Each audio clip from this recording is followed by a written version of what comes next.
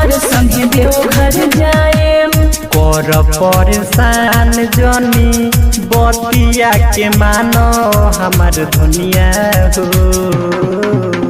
गेरुआ रंग के साड़ी पहिर के बाबा पे जलवा चढ़ाएम। देवर संगे देवघर जाएम, देवर संगे देवघर जाएम।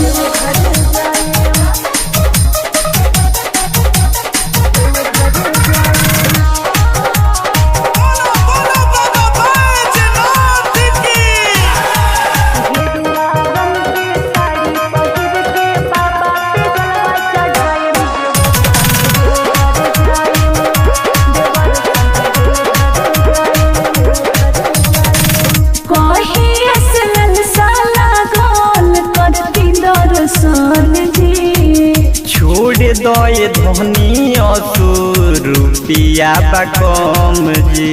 अच्छा कहिए से ललसा लागल करती दर्शन जी।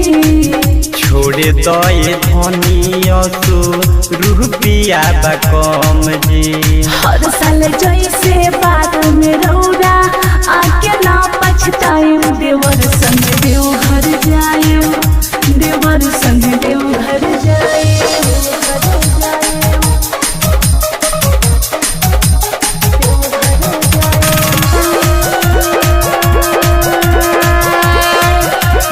Recording by Mahakal studio Narkatiaganj.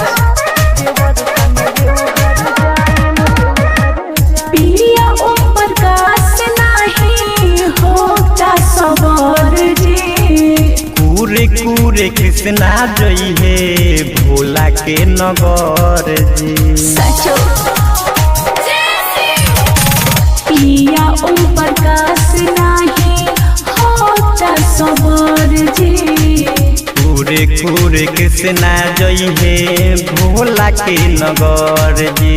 बीमा के गाना डीजे पर बाजे मस्ती में कमर हिलाएम। देवर संग देवघर जाएम, देवर संग देवघर जाएम। सुनी बलम जी कहतानी हम जी कान्हे पे कांवर उठाएम। देवर संग देवघर जाएम, देवर संग देवघर जाएम।